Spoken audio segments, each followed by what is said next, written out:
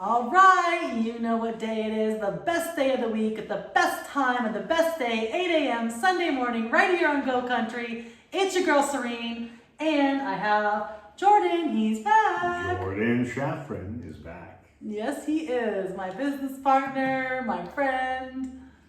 Radio personality. Yes, we have radio personality. It's fun to be on the radio, I'm not gonna lie. You like it? And you have a great team here. He keeps coming back. You can't help himself, I keep on getting right? invited. Well, we do a lot of things together. Hors d'oeuvres are bringing me Oh, back. I give him snacks too. It's one of the ways, we gotta entice him to come. So me and Jordan do a lot of things together, and one of the things that we've done together is flip homes, right? Sure do, sure did, sure doing.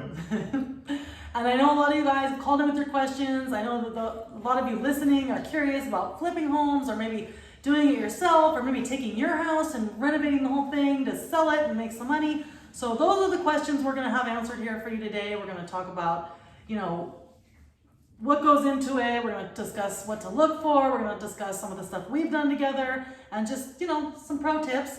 Now, if you want some more pro tips during the show or after the show, and you want to just talk to me personally, text the word FLIP to 844-605-1631, and we'll get back to you with some tips and tricks, and we can even do like a little consult. Maybe we can help you and something that you want to do to your house. Maybe you're thinking of flipping your own house. Text FLIP, again, 844-605-1631, and we can get you hooked up. Or if you just want to call and leave us a voicemail, 1-800-440-7566. Or of course, you can always go to all of our social media platforms, CYRENE Properties. Alrighty. So, thank you for coming. Where would you like to start? Well, Flipping homes is a big subject. Well, let's talk about some of the stuff we've done. Let's start there. So, I think flipping a home, certainly, you're gonna have to kind of know what you're doing. I know, some infomercial, like when I was younger, you'd hear an infomercial and someone would say, oh, buy a home for no money down. And, you actually don't need any money to, renovate the property. And Yes. you can, so right, so that doesn't work. So that's the bottom Let's get that out of line. the You way. definitely have to have hopefully have to have some knowledge. You have to have some money backing you. You have to have credit. It's never an ideal situation, which means ideally no one's just going to buy the property for you, pay for the construction and remodeling costs, and then front you the money until you potentially sell the house and make a profit. That never works. So if that's a book that you read, burn that book now. The way it actually works is you have different ways, obviously, to purchase a property. That's a serene question. But once you tie up a property, then either you have the funds to renovate the property. If you don't have the funds, there are different options such as hard money loans, or if you can get additional financing from whoever. It can be a family member or an institution, but you have to be ready, because once you take possession of a property, the clock starts ticking and you're losing money. So in our situation, and we've been flipping homes for a while now, you definitely want a budget. You want to make sure that you buy a house for X amount or a property for X amount, and you have a realistic budget that's X amount. And after all the fees, to real estate fees and junk fees and external fees, you want to make sure that you're going to net a certain amount for all this hardship you're going to take on in this venture. So let me just interject here for a second. So this is actually how me and Jordan ended up working together, and how we ended up being partners. Was I tied up a property, I got myself an escrow, I went to see it, and I was like, oh my gosh, this is gonna be a great flip, and I was gonna renovate it and actually live there. But when I went to the house, when I got to the house, once I started like adding up all the costs, I realized that pretty quickly that if I didn't partner with somebody on the job, that it was going to be I was just gonna be, first of all, that the job was going to take way longer if I didn't have somebody that was partnered with who was a contractor. And secondly, that I was just going to get charged it was just going to go on forever because, and no offense to Jordan because he's a great contractor, but there are a lot of contractors out there who are not, and they will drag the job. And I knew that like, okay, this is going to be at least a year project if I do it by myself, and I'm going to be paying way more. So it made more sense to flip it. I talked to him, and so if that's something that you're thinking of doing, like maybe this could be another type of situation, right? Where, you know, he does the work and you buy the house or whatever. But in our case, we did everything 50-50, but because he's a contractor and has that business already, we were able to really make it more budget friendly. But also as a contractor, you have to understand that before we start exposing walls, we only assess the property to a certain point. Yeah. And of course, everyone wants to know, well, how much is it going to cost me? And that's fine and dandy. But in the real world, until we expose the walls and we check all the systems, and obviously that remodeling price or repair price or renovation price is going to change. Yeah, so when you're budgeting for a flip, put in a buffer, right? What percentage would you say? I would say at least 20%. I know it's substantial, but who knows? Once you take down a wall, maybe you have growth and mold, or maybe, for instance, I'll give you an example. When clients contract us to, let's say just redo siding for a house. Mm-hmm. Once we pop out the existing siding, maybe there's no insulation, right? Maybe there's no weatherproofing barrier, which means we didn't account for placing all these different barriers such as insulation and a waterproofing barrier before the new siding, comes back and is installed. So I'm saying, all in all, you really have to adjust. Depending on the size of your project, you have to make sure that you know what you're getting into and you have reserves set aside.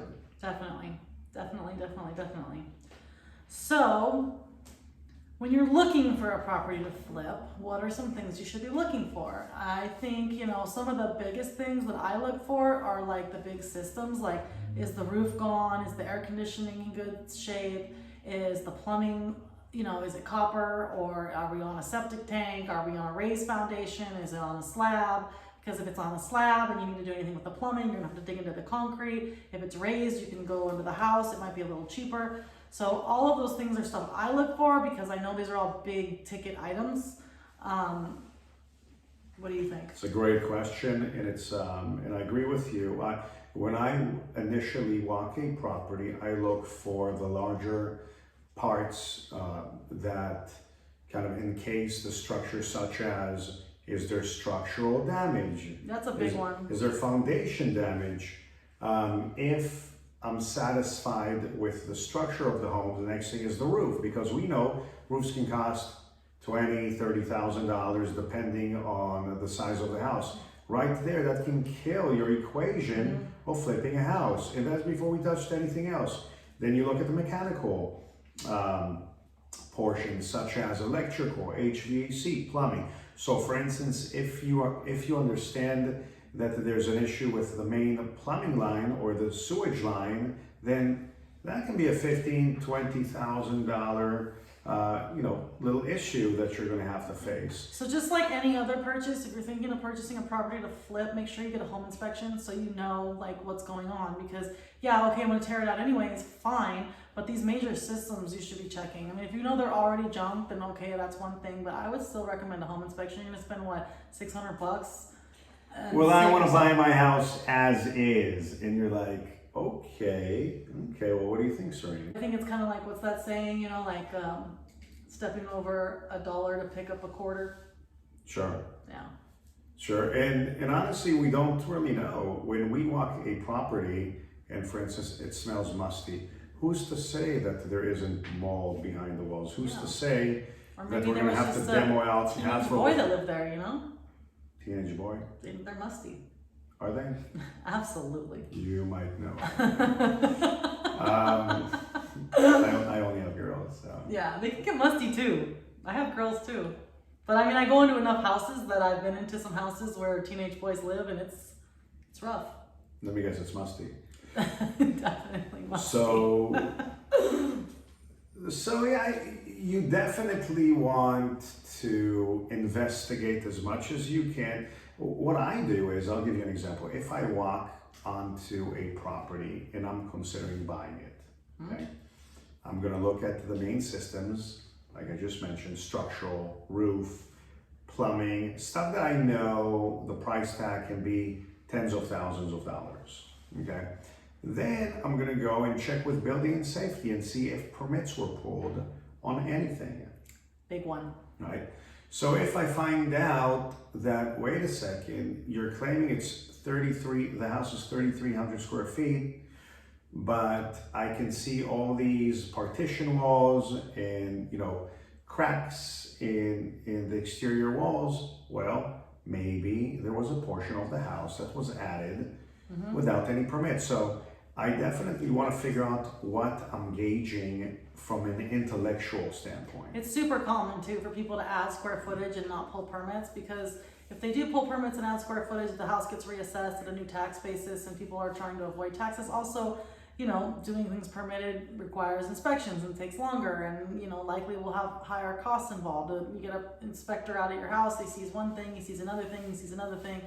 So it's not fun necessarily to permit things, but in the long run, you're way better off. Especially like if you're gonna buy a house to flip it, now you're thinking you're gonna go resell it. Whoever's gonna buy it is gonna see also that there's no permits on the stuff that was previously done, and now they're gonna associate that with you. Sure. So we face a lot of confused homeowners, and unfortunately they're not seasoned investors, and they're trying to do the best that they can with the limited information that they have. So some individuals would, put together a room addition, if you will, and pay tens of thousands of dollars to add square footage. But wait a second, if the city comes out, they're gonna red tag that addition. And if someone's to, potentially rent that section of the house in the future and anything happens, they wouldn't be covered under their insurance. Yep. So it's a lose. Technically, the renter too can go after you and say that you rented them a non-permitted property, and you would have to give them back all your rent money. All the rent money they paid you. I'm glad you mentioned that, Jordan, because we actually had somebody that left a voicemail that asked a question about adding square footage, or like if they were gonna go buy a house. So Taylor from Santa Monica called, and she's asking and saying, hey, if I go to buy a house that has non-permitted square footage, does it need to be torn down for me to buy the house? And the answer is no. The seller does need to disclose it. And if you did this to your house, when you go to sell it, you do need to disclose it. And then it's the buyer to decide whether they want to buy it or not. It's not going to need to get torn down. The city's not going to come out. However, when you do get an appraisal on the property, the appraiser is only going to count the square footage that is permitted. So if you're paying the price of a 3,000 square foot house and it's really only 2,200 square feet on title, then the appraiser is only going to go out there and appraise it for the value of a 2,200 square foot house. And if it's like you added another bedroom and there's 4 bedrooms and it used to be 3, it's only going to go get appraised as a 3, not a 4. So those are the things to consider. And it's not going to be the end of the world to buy something with non-permitted additions, but these are all factors. And in some cases, with certain types of loans, if it's a non-permitted addition that is poorly done, the appraiser can put like basically a correction on the appraisal saying it needs to be taken out before the lender will finance. This also goes for non-permitted ADUs. If you have a stove in there and it's not permitted, and the appraiser comes in, they will require that the stove be taken out because you have gas lines in there with no permits. So they can say, okay, well, we're not going to lend on this until this stuff is taken out, and this is now like a room, not a living quarters. Serene, don't get upset. I'm not upset. Okay. I'm not upset. Easy. I just think that these are all things people need to consider. Okay. And I started thinking of one thing, and then I thought of another, and then I thought of another, and I was like, oh my gosh, yes, this is a great question. I think I saw a tear. No? Okay. Why would I cry about that? Oh, because I did it. Haha. Learn from my mistakes, people. But it's true. You can either buy a house as is, and it's basically saying, take it or leave it. I mean, you figure it out. We don't care if we pull permits or not. If you want to pay us the price that we want, it's yours, and if not, pound on sand. But most properties that are inspected where additional square footage is found that's not permitted, then if you actually engage and get the city involved, they will ask you to tear down whatever the structure is and rebuild it, and it's going to cost a lot more money. In my opinion, is obviously any type of work that's structural, or if you're adding square footage, you should definitely pull a permit. So Serene, what's your input if a homeowner wants to put a certain type of finish?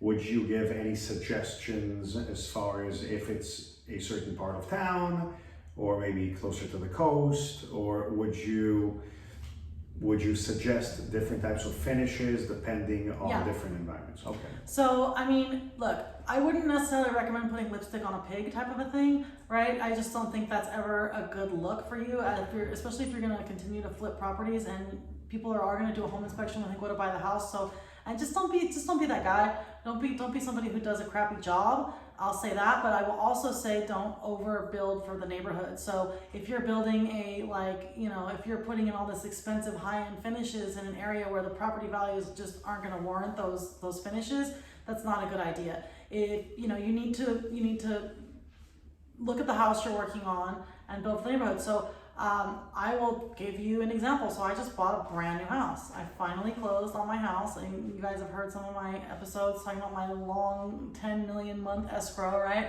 So I finally closed on my house, but one of the things that when I purchased this house, there were some things that really stood out to me. The difference between me wanting to buy it and not. So it wasn't a flip, it was built up from the ground, but it wasn't like one of those it wasn't like a new home builder. It was like, this guy built 3, right?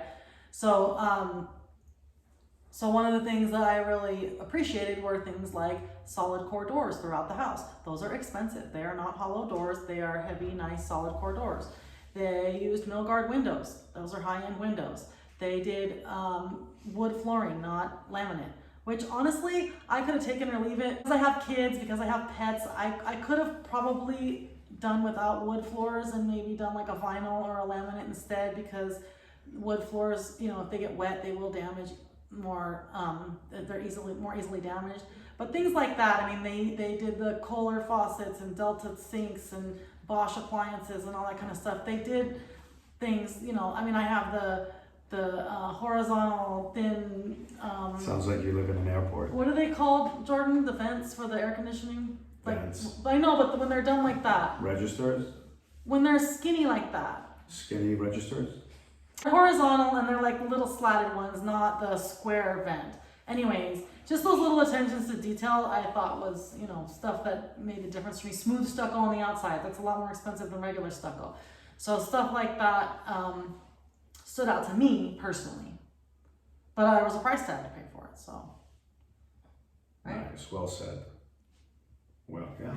He's making fun of me, as usual. No, her house is gorgeous. Now I have a question for you. Sure. So let's say I'm looking to buy a flip and I find a good property and I think it's a good property. What should my margin be? Is there a percentage or something like that I would say, okay, you know what, I need to make X in order for this to be a worthwhile project? Absolutely. Absolutely. And what would that be? Well, it depends on the size of the project.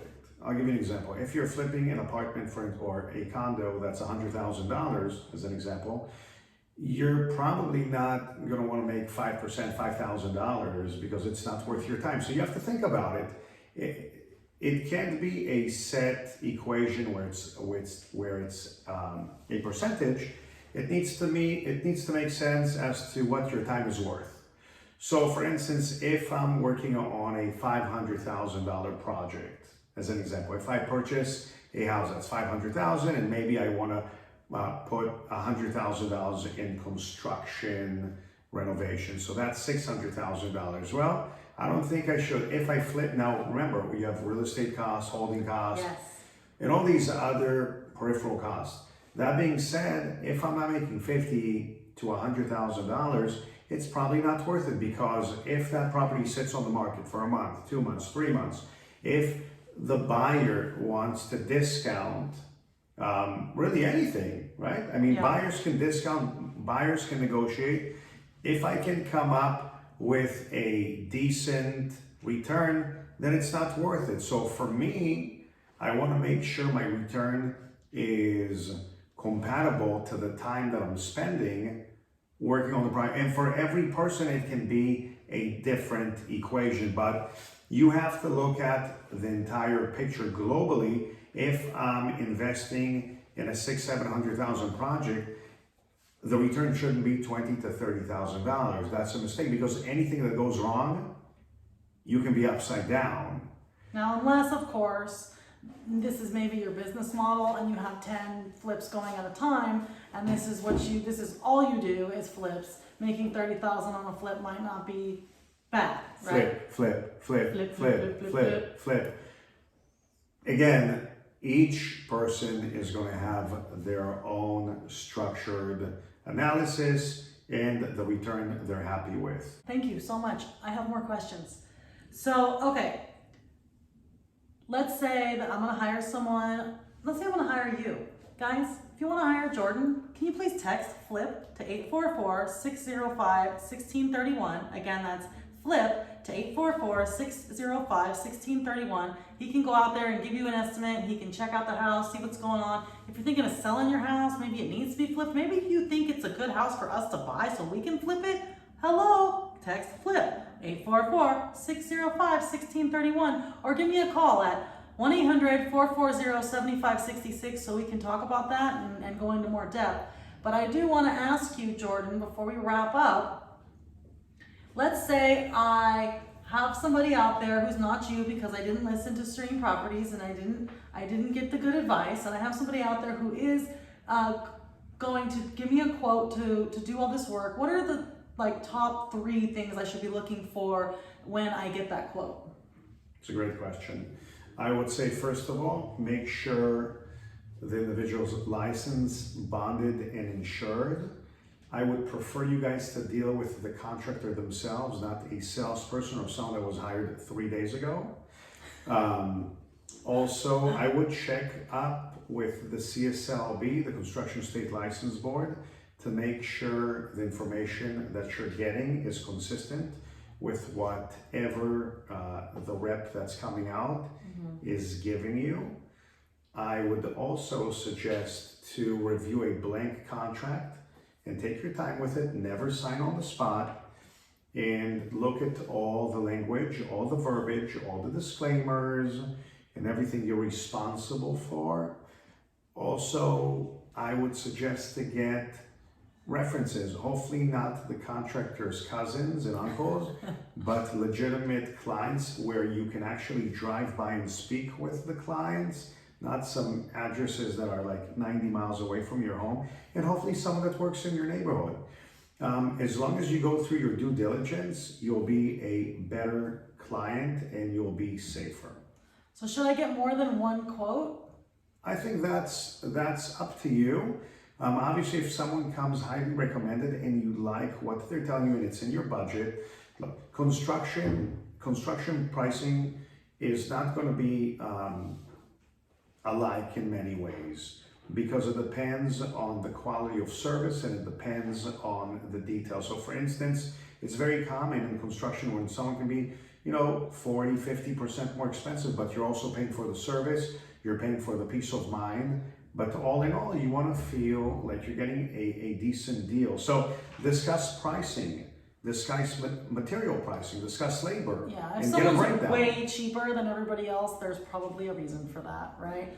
And as a general rule of thumb, what my dad used to always tell me is, you get 3 and you go with the guy in the middle. Well, you can. Assuming you're comparing apples to apples. But it's up to you. Again, you need to be comfortable, you need to be confident with your contractor, and even if you're paying more money for someone you can trust or someone that you have a better energy with, I would suggest go with someone that you feel like they can be around your kids and your house with, so you don't have to worry all day long. That's true. That is very true. And they will hire people that will also be fine. And just so you know, you have wonderful contractors out there, and you have horrible ones that are not licensed, and just they give us entire industry just a bad name. But all in all, you have phenomenal contractors out there. And Jordan is one of them. So if you would like to talk to Jordan, or you would like to talk to me about Jordan, give me a call, 1-800-440-7566. Slide into those DMs, CYRENE Properties on Instagram. I'm also on Facebook under the same name. What is your Instagram, Jordan? We would have to ask the office. I'm not Instagram friendly. It's Shafran Construction. It's Shafran Construction. I'm old school. Yeah. He's also got one called Jordan Traveling. That's just if you want to see pictures. Yahoo.com. That's just if you want to see pictures of Jordan. He's a good looking guy. So it's time to wrap up. Thank you so much, Jordan. It's always a pleasure having you on. If you guys want to talk to Jordan, 1-800-440-7566. Give me a call. I will get you in touch with him. You can check out his Instagram. And that's what we got for you today. Thank you so much for having me. It's always a pleasure, and I feel like we give decent information to people. So if they do have any questions for any one of us, we'll be more than happy to make some time and even get on the call with you. Oh yeah, we're happy to get on the phone. We talk a lot. We talk a lot. All right, guys, make it a great day. We'll see you next Sunday. Take care.